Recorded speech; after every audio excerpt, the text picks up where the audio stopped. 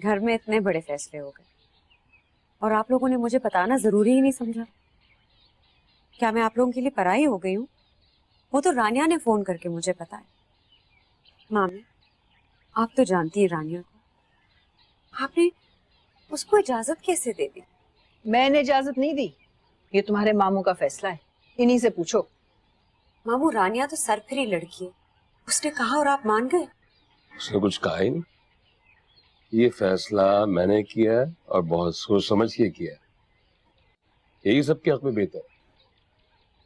रोज रोज के दंगे फसाद की वजह से घर का माहौल तबाह हो गया, सुकून खराब हो गया। अस्सलाम वालेकुम। अरे राबिया, कैसी हो? अस्सलाम वालेकुम मामी। मैं आप सब लोगों को अपने घर दावत के लिए बुलाना चाहती हूँ और मामी, ये दावत खास तौर पे आपके लिए है।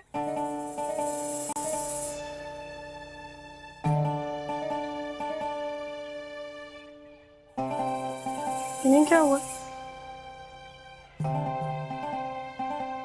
खैर, आप लोग देखिए, मैं मामी को अभी मना लूंगी और मामी जरूर आएंगी। मामी मामी मामी मामी मामी मेरी प्यारी मामी, प्लीज, आपके बगैर इस दुनिया में कोई दावत नहीं हो सकती। Please please please please please आ जाएं। आराम से बैठ के बात करो। तो इसका मतलब है कि मैं आपका जवाब हाँ समझूं? ये कब कहा मैंने? क्या है मामी यार, बस कर जाए। कब से माफी मांग रही हूँ, दिल साफ कर ले प्लीज। तुमने गुंजाइश ही कब छोड़ी? गुंजाइश नहीं छोड़ी, इसीलिए तो माफी मांग रही हूँ। मामी प्लीज। अच्छा, मुझे कुछ नहीं पता, कल आप दावत पे आ रही हैं और बस। रानिया, मुझे तंग मत करो। आमिर, देखो मैं कब से मामी को मना रही हूँ, मामी मान ही नहीं रही हैं। मम्मी, मम्मी प्लीज प्लीज ना मान जाए मेरी खातिर। तुमने क्या किया मेरी खातिर? प्लीज मम्मी, मेरी मजबूरियों को मेरी नाफरमानियां तो ना समझो। आप मेरे घर एक दफा आ जाएंगी ना तो मेरा दिल बड़ा हो जाएगा। मुझे भी बहुत खुशी होगी, बल्कि अगर आप नहीं आएंगी ना, हम दावत ही कैंसिल कर देंगे। मम्मी, मम्मी तो मेरी तरफ देखिए ना प्लीज। आप मेरे लिए इतना नहीं कर सकती? मेरी खातिर एक दफा मेरे घर आ जाए, सिर्फ एक बार कह देना कि आप आएंगी प्लीज। सोचूंगी। मतलब आप आ रही हो, है ना? है ना? आराम से बैठो।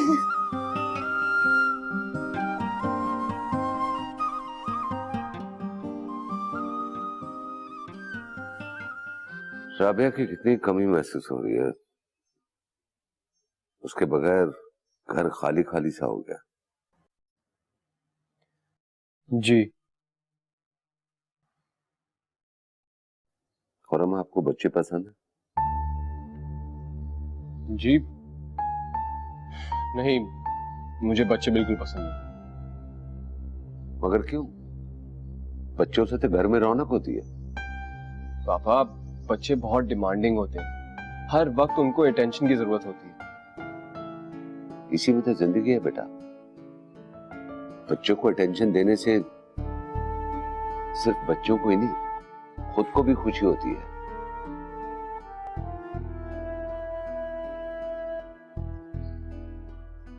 बच्चे तो इंसान का सबसे खूबसूरत रूप होते हैं।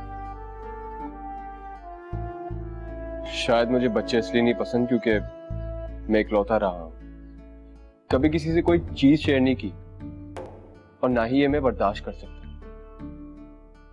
और पापा, अभी तो मैं खुद बच्चा हूं, मैं चाहता हूं कि सबकी टेंशन मेरी तरफ रहे।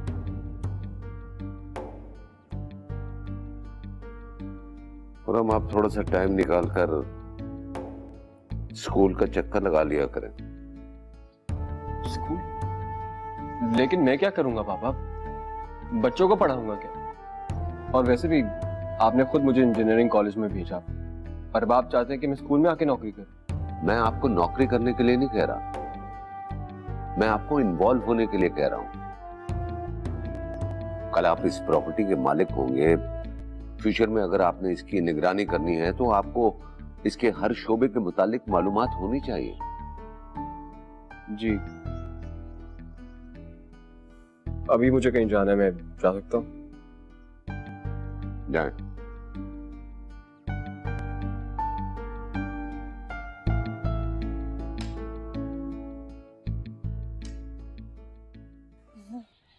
मैं तुम्हें क्या बताऊं राबिया, अपने घर में इतना सुकून होता है, इतना सुकून होता है कि बस कभी दिल चाहे तो खाना बना लेती हूँ, कभी आमिर बाहर से खाना ले आता है तो कभी हम दोनों बाहर जाके डिनर करते हैं। ऐसा कब तक चलेगा रानिया?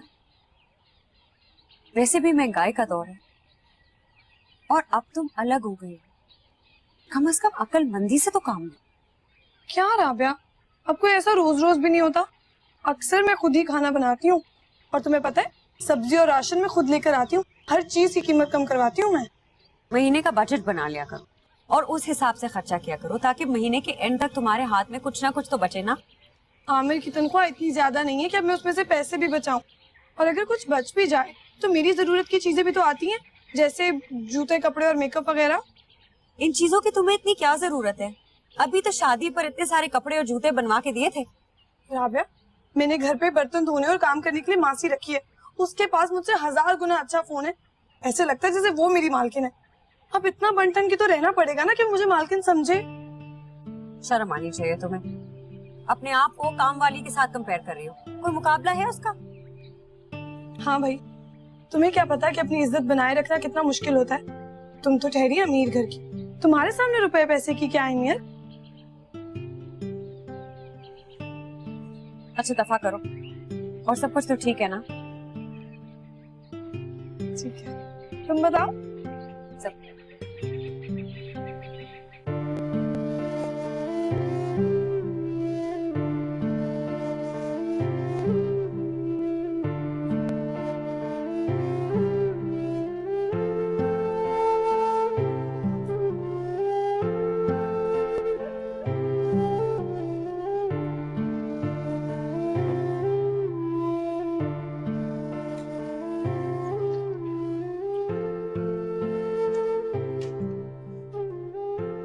अरे कहाँ जाने की तैयारी हो रही है?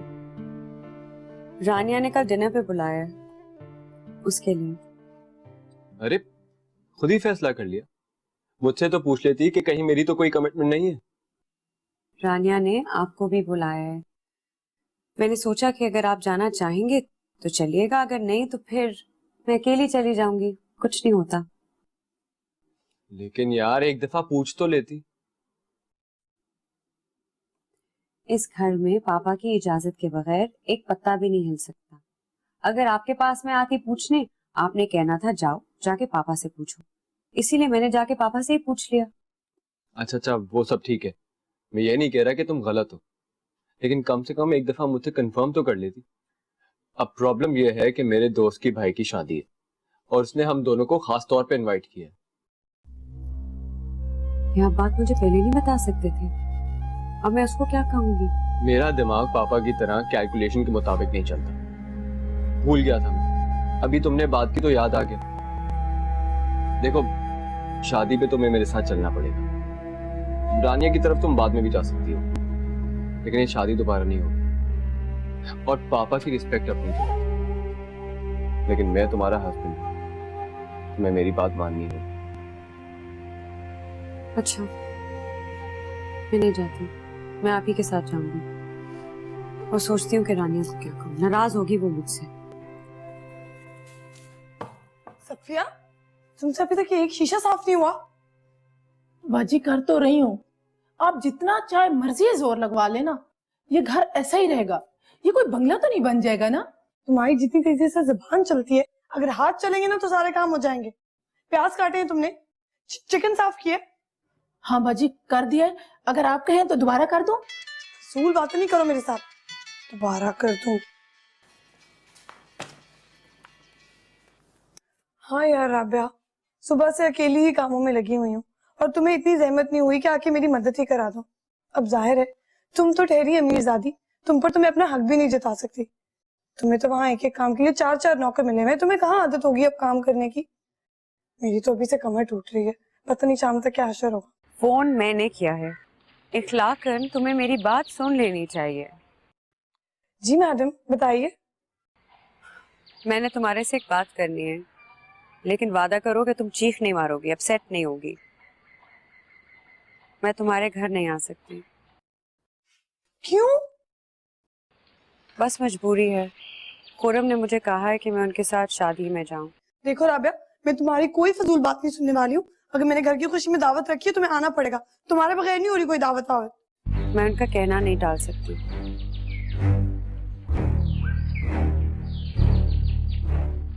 खुरम को बुला के लाए। हेलो,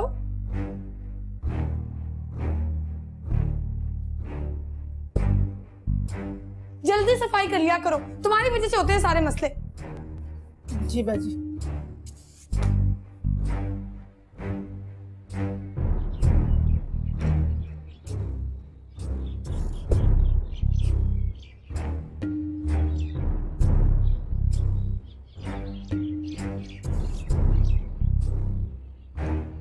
जी पापा, आपने बुलाया? हाँ, मैंने बुलाया था ये बताने के लिए कि ये मेरा घर है और यहाँ फैसले भी सिर्फ मेरे ही चलते हैं। जब मैंने राबिया को इजाजत दी थी कि वो अपनी बहन के घर जाए तो मैं हैरान हूं कि हिम्मत कैसे हुई मेरे फैसले को रद्द करने की। पापा, ये आपकी कोई स्कूल की मैनेजमेंट तो नहीं है? राबिया मेरी बीवी है और उस पर मेरा पूरा हक है। और अगर मैं इसको कहीं बाहर लेके जाना चाहता हूँ और खुद राबिया को कोई एतराज नहीं है तो फिर आप क्यों अपनी ईगो का प्रॉब्लम बना रहे? इस घर के तमाम फैसले मैं ही करता आया हूं और मैं ही करता रहूंगा।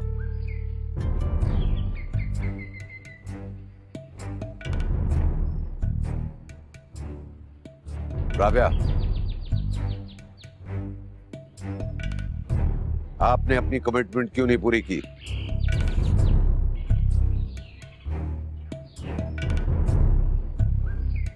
जिसको अपनी बात का पास ना हो वो इंसान नाकाबिले एतबार होते हैं। आपने मुझसे पूछा, मैंने इजाजत दी। अब आपको अपनी बहन के घर जाना पड़ेगा।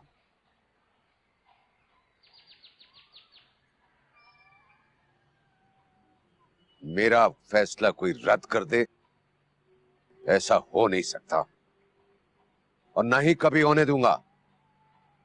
मगर पापा, ये तो बस,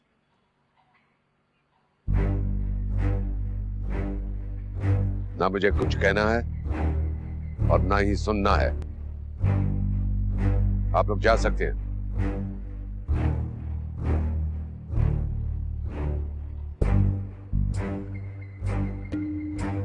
पापा के सामने तो बोलती बंद हो जाती है तुम्हारी। मेरे साथ तो हमेशा बहस करती रहती हो। उन्हें कहना चाहिए था ना कि मैं अपने हस्बैंड की बात मानूंगी। आपको पता है कि मैं पापा के सामने बिल्कुल भी कुछ नहीं बोल सकती। तो ठीक है, मत बोलो, डरती रहो तुम। क्या बोलूंगा मैं अपने दोस्तों को कि पापा ने इजाजत नहीं दी है, खुद मेरी बीवी नहीं आना चाहती थी? मजाक तो मेरा ही उड़ाएंगे ना। अच्छा, आप बात तो सुनिए। क्यों पकड़ा है मेरा हाथ? पापा से पूछा? जाओ पहले पापा से पूछ के आओ कि क्या मैं अपने हस्बैंड का हाथ पकड़ सकती हूँ। आप तो नाराजी हो गए, मैं कोई हल निकालती हूँ इसका।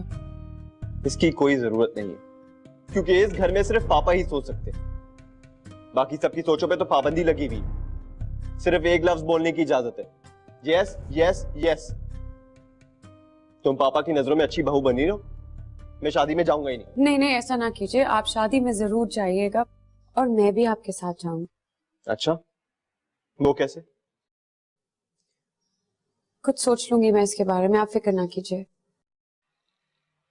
और अपने घर वालों को क्या बोलोगे? वो मेरा मसला है, आप परेशान ना हुए, मैं संभाल लूंगी।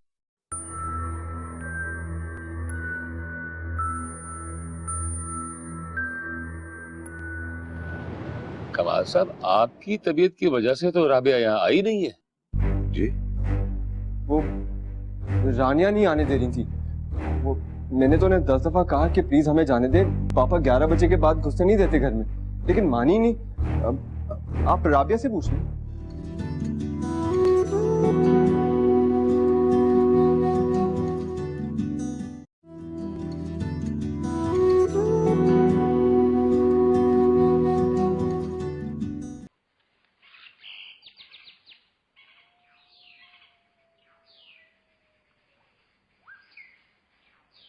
चलो ठीक है, अल्लाह की अमान में दिया तुम्हें। अब शाम को जब मैं आऊंगा ना तो टैक्सी लेता हुआ आऊंगा। तुम और बच्चू तैयार है ना, चलना है? क्यों? अरे क्यों, क्या मतलब है?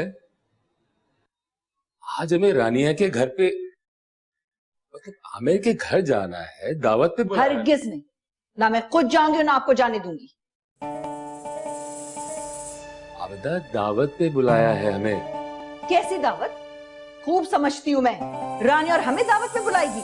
हाँ, ये सारी उसकी साजिश है, सिर्फ मुझे नीचा दिखाने की और जलाने के लिए। यार अगर तुम्हारी सोच नहीं बदली जा सकती तो आदमी क्या करे? अगर वो तुमसे ताल्लुकात बेहतर बनाना चाह रही है तो उसे एक मौका तो दो। ताल्लुकात बेहतर करने का क्या सिर्फ यही तरीका रह गया था? कल तक तो हमारी शक्ल नहीं देखना चाहती थी और आज हमारी दावतें हो रही हैं। अरे तो इससे फर्क क्या पड़ता है? ये दावतें, मेल जोल, एक दूसरे के करीब आने का बहाना होते हैं। अच्छी बात है ये तो। क्या अच्छी बात? खर्चे का बोझ तो मेरे आमिर पे ही पड़ेगा ना। कहाँ से करेगा खर्चे पूरे वो? पहले से शिफ्टिंग में उसका इतना पैसा खर्च हो गया है। नहीं समझ में नहीं आ रहा कि हमारी दावत देने की सूझी क्यों इसको? क्या दिखाना चाहती है ये? रानिया ने अकेले नहीं सोचा होगा, इसमें आमिर की भी रजामंदी होगी। और अगर पैसे खर्च हो रहे हैं तो होने दो।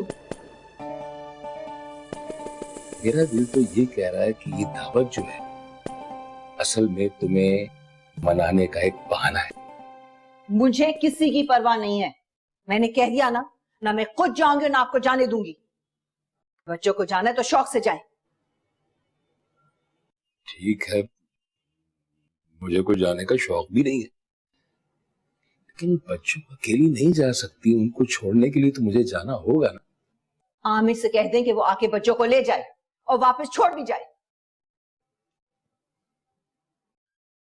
वाकई आबदा, तुम्हें समझाना बहुत मुश्किल काम है।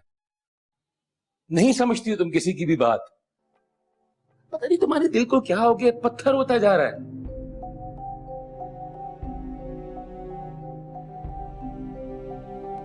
एक लम्हे को भी तुमने ये सोचा है कि आमिर के दिल पे क्या गुजरेगी? नहीं जाएंगे, लेकिन उसकी निगाहें हमारी राह तकती रहेगी।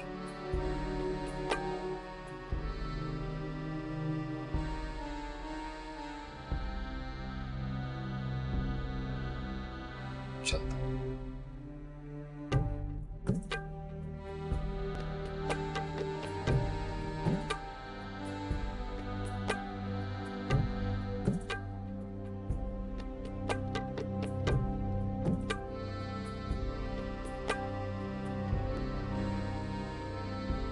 बेगम साहब चाय।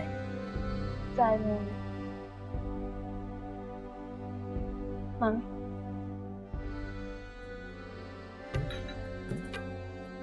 तुमने साहब और बड़े साहब को चाय दी?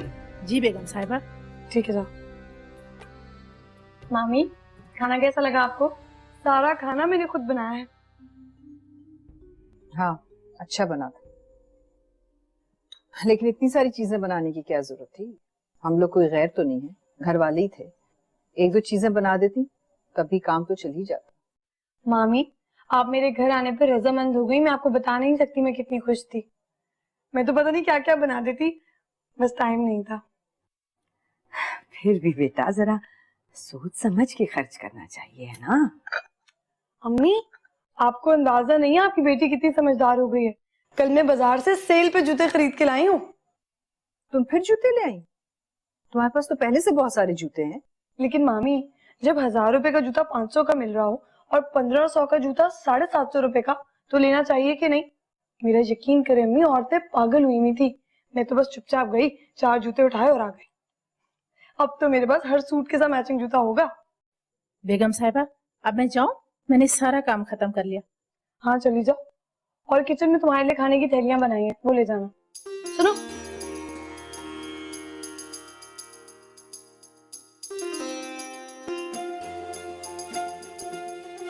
ये ले जाओ। बहुत शुक्रिया।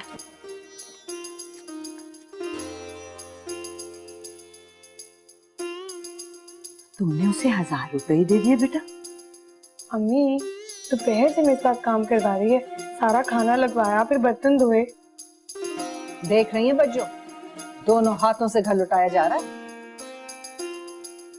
तुमने उसे इतने पैसे दे दिए बेटा, 100-200 रुपए दे देती, 1000 रुपए कौन उठा कर देता है? अम्मी, वो मुझे बेगम साहिबा कहती है, क्या सोचेगी कैसी हकीर हूँ मैं, या गई गुजरी हूँ।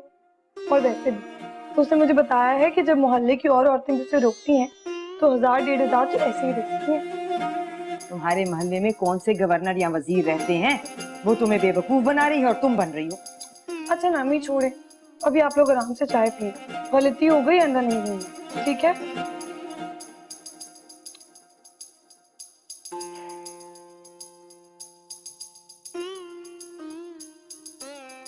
मोहल्ले वालों से मेलजोल रखते हो? अबू भी कुछ ठीक तरह से मौका मिला नहीं। पहले घर सेट कर रहा था और फिर दफ्तर में बड़ा काम होता है तो। इससे टाइम का क्या ताल्लुक है? ये जरूरी थोड़ी होता है कि सबसे जाके मिला जाए। बस लोगों से सलाम दुआ रखा करो, घर से कुछ बनवा के 2-4 घरों में भेज दिया करो। मोहल्ले वालों से ताल्लुकात बनाकर रखना बहुत जरूरी होता है। जी बिल्कुल, आप ठीक कह रहे हैं, बिल्कुल। अबू वो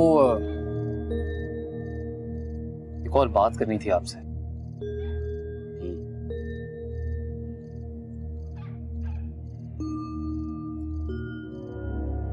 कुछ पैसे चाहिए, उधार चाहिए, अब मैं जल्द वापस कर दूंगा। अभी जो कुछ दिनों पहले पैसे दिए थे वो? घर शिफ्ट किया, काफी सामान भी लिया, इसमें खर्च हो गया। अपनी महदूद तनख्वाह के अंदर जिंदगी भर अपनी सफेद पोशी का भरम भी रखा, रिश्ते नाते दुनियादारी सब कुछ निभाया। और तुम्हारी शादी को भी कितने माह हुए? अभी बच्चा नहीं हुआ है, महीना पूरा खत्म नहीं हुआ है और तुम्हारी तनख्वाह खत्म हो गई। तो मैं क्या बताऊं आपको?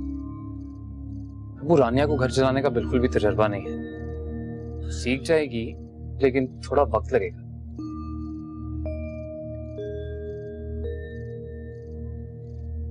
आप यकीन करें, आपसे पैसे मांगते हुए मुझे खुद बहुत शर्म आ रही है, लेकिन आपसे नहीं मांगूंगा तो किससे मांगूंगा?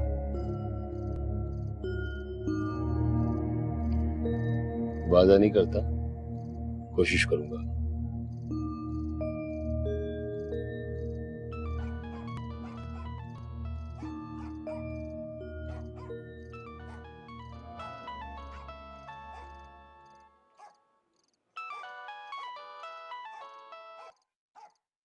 अस्सलाम वालेकुम कमाल साहब, तबीयत कैसी है आपकी? सुना था तबीयत कुछ नासाज है।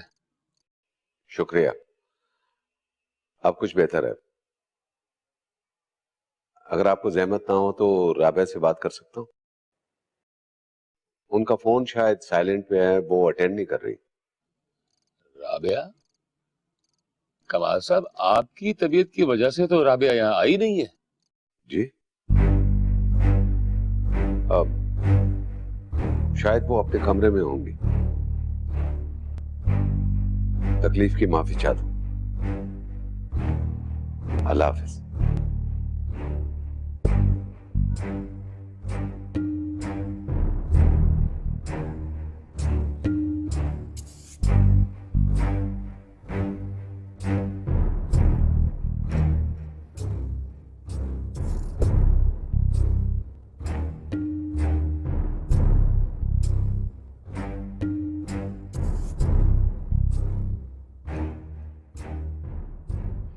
राबिया, तुम तो जीनियस हो यार, मानना पड़ेगा।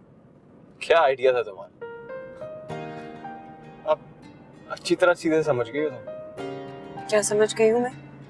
यही बातों को घुमाना फिराना, जोड़ना तोड़ना।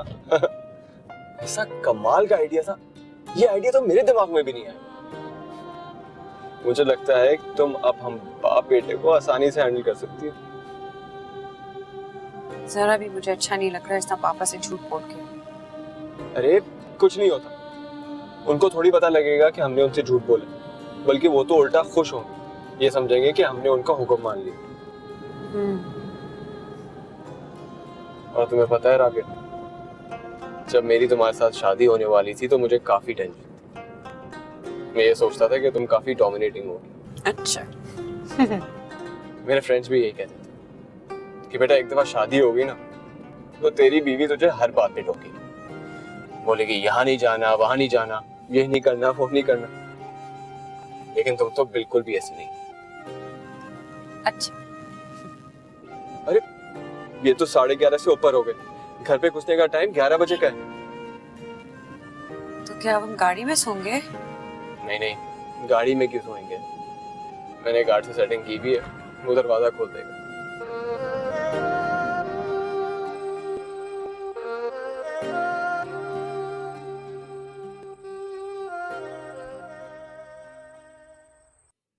तुम खामखाई टेंशन लेती हो।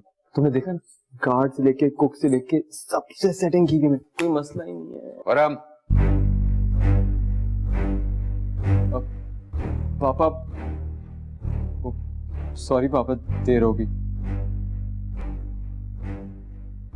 वो रानिया नहीं आने दे रही थी। वो मैंने तो उन्हें 10 दफा कहा कि प्लीज हमें जाने दे, पापा 11 बजे के बाद घुसने नहीं देते घर में, लेकिन मानी नहीं। आप राबिया से पूछ लें। गफर साहब से मेरी बात हुई थी, वो मेरी तबीयत की नासाजी का सुनकर परेशान हो गए थे।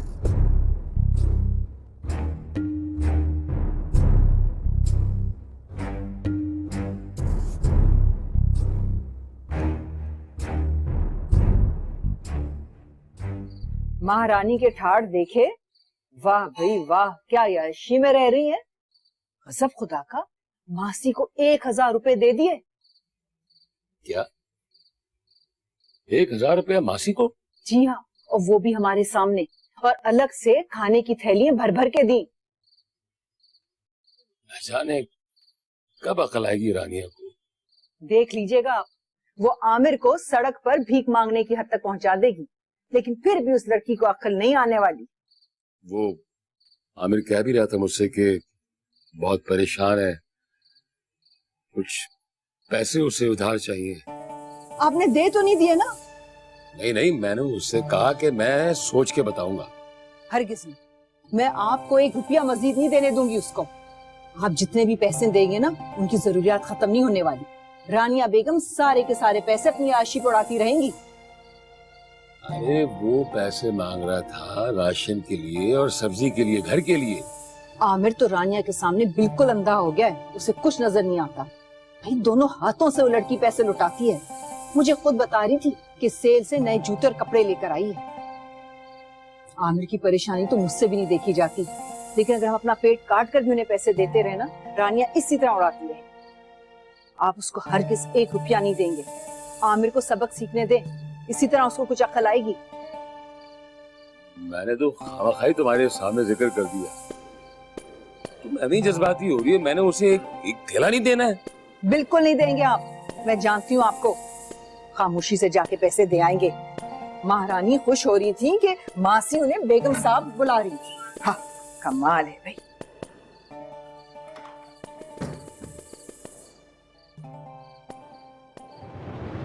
खुरम प्लीज ऐसी बातें मत कीजिए। हम उनसे जाके अभी और इसी वक्त माफी मांगते हैं। जब तक वो हमें माफ नहीं करेंगे, हम उनके पैर नहीं छोड़ेंगे। मैंने झूठ बोला है आपसे, धोखा दिया है आपको।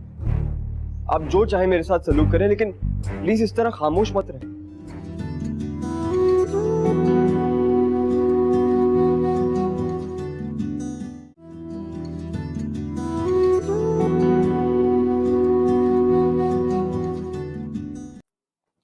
खुरम, मैंने आपको कभी इतने परेशान नहीं देखा। आप परेशान होते तो मेरी जान निकलती है। आपके पास तो सारी बातों का हल होता है ना।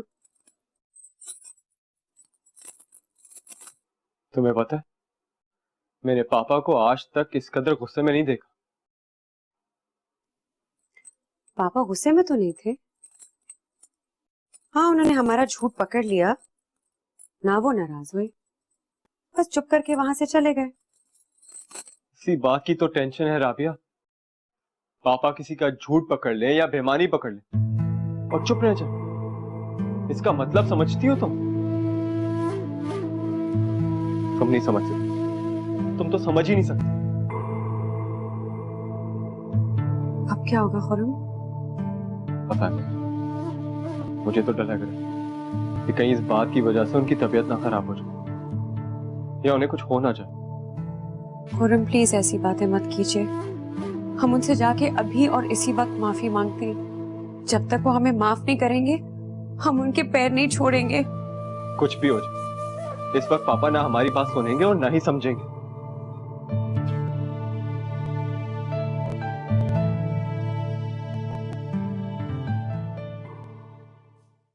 अल्लाह का शुक्र है कि सब कुछ खैरियत से हो गया और तुमने खाने में कोई गड़बड़ भी नहीं की। बड़ी बात है वैसे। मैं तो पहले भी राबिया से बहुत अच्छा खाना बनाती थी, बस मैं थोड़ी मूडी हूं ना, इसलिए नहीं बनाती। खैर, वो रानिया एक काम करो, वो खाने वगैरह में से जो पैसे बचे हैं वो मुझे दे दो। पैसे तो सारे खर्च हो गए। क्या खर्च हो गए? मतलब 3 लोगों को खाना खिलाने के लिए घर बुलाया और सारे के सारे पैसे खत्म हो गए? मैंने तुम्हें सामान के लिए अलग पैसे भी दिए थे रानिया। तुम मजाक कर रही हो? तो फिर चालाकी कर रही हो? अल्लाह की कसम मेरे पर्स में सिर्फ 250 रुपए पड़े हैं और मैं यकीन के साथ कह सकता हूं कि तुम्हारे पास कम से कम 1000 या 1500 रुपए हैं, है ना? मेरे पास 1200 रुपए थे, लेकिन मैंने 1000 रुपए मासी को टिप दे दी। तुमने क्या किया? तुमने 1000 रुपया मासी को टिप दे दी? क्यों? दोपहर से काम करवा रही है मेरे साथ। अच्छा, तो अभी जो आने वाले महीने के दिन है इनमें हम क्या करेंगे ये भी तो तुमने सोचा होगा, तो वो मुझे बताओ। किसी से उधार ले लेते हैं। किससे? मेरे अपने बाप ने मुझे उधार देने से मना कर दिया है और तुम जानती हो कि जब हम घर शिफ्ट कर रहे थे तो उन्होंने वैसे ही बड़े पैसे दिए थे हमें। अब किससे उधार मांगू मैं? अच्छा बस भी कर दो, अब हो गए पैसे खर्च, अगली दफा ख्याल करूंगी। चल, कम से कम खाना तो बहुत पड़ा है। अब वो खाना हम दोनों के लिए 3-4 दिन के लिए बहुत है, वो ही खाएंगे। वो पैसे तो बचेंगे। खाना तो मैंने थैली में डाल के मासी को दे दिया। तुमने क्या किया है? तुमने इतना सारा खाना थैलियों में डाल के मासी को दे दिया? क्यों? अब हम क्या बासी खाना खाएंगे? रानिया, जब घर के लिए इतनी सारी सेकेंड हैंड चीजें खरीदी थी ना, तो उसमें एक सेकेंड हैंड चीज वो फ्रिज भी है, जिसके अंदर अगर खाना रख दो और वो ठंडा हो जाए और अगले दिन निकाल के गर्म करके खाओ तो वो बासी नहीं होता। आमिर, गरीब औरत है, क्या हो गया अगर खाना दे दिया? दुआएं देगी ना हमें। 1000 रुपया टिप भी वो ले गई, सारा का सारा खाना भी वो ले गई और गरीब औरत भी वो है। अच्छा, हम अब क्या करेंगे? फाके? अल्लाह ना करे, कुछ सोचते हैं।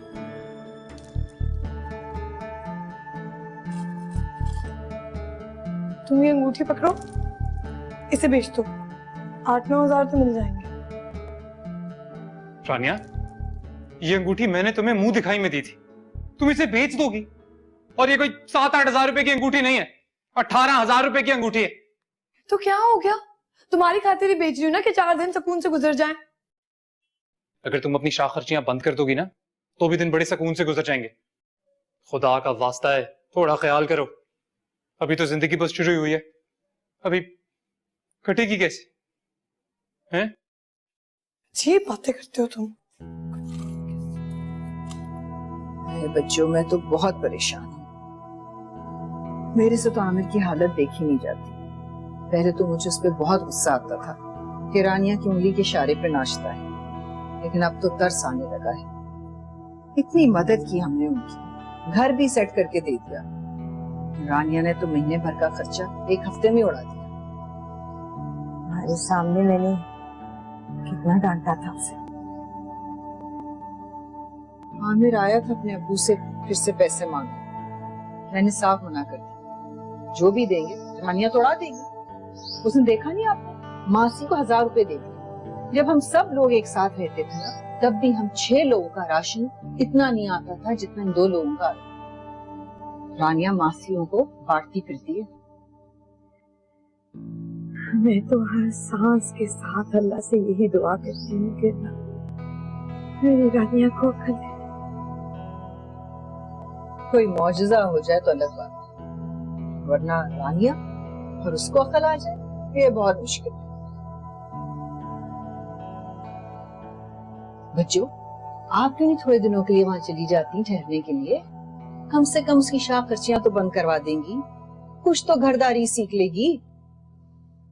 मैंने भी सोचा था ये, मैं जरूर चली जाती, पर जाने ही नहीं देगी। तुम देख लेना, मेरी कहाँ मानती है। आज तक उसने मेरी कोई बात नहीं मानी। तुम्हारे तो सामने है सब कुछ, आपदा, तुमसे क्या ढका छुपा है। हाँ भाई, जिद्दी तो वो बहुत है। मैं तो आमिर से उसकी शादी कराने के हक में ही नहीं। मुझे लगता था कि हमारे आपस के रिश्ते को खराब कर देगी ये बात। बड़ी मिन्नतें की मैंने उसकी, बड़ी मिन्नतें की।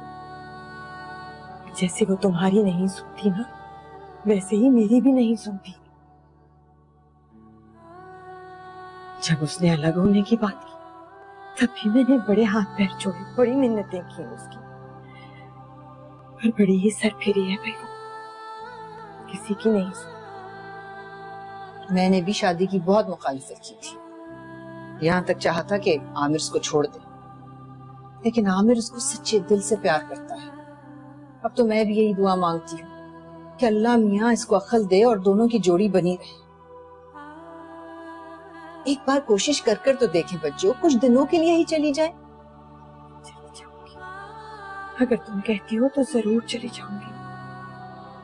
वो मेरी एक नहीं मानने वाली। अब तो अकेले रहने की आदत पड़ गई ना उसे, अब कहाँ से सुनेगी। शायद औलाद हो जाए तो सुधर जाएगी।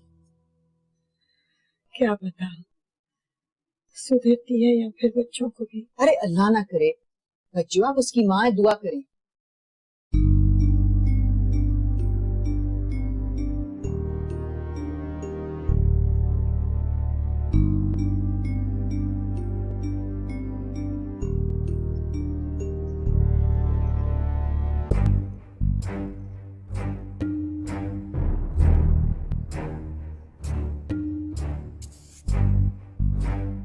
पापा, आई एम सॉरी, प्लीज मुझे माफ कर दो।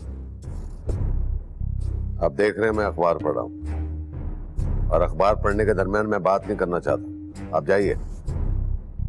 प्लीज पापा, मैंने पहले कभी आपको इस तरह नहीं देखा। आप मुझे डांटे मारे, लेकिन प्लीज कुछ बोले तो सही। मैंने तो आपसे कुछ नहीं कहा। अपने एक्सक्यूज देना बंद करें। इसी बात का तो खौफ है मुझे। मैंने झूठ बोला है आपसे, धोखा दिया है आपको। आप जो चाहे मेरे साथ सलूक करें, लेकिन प्लीज इस तरह खामोश मत रहे।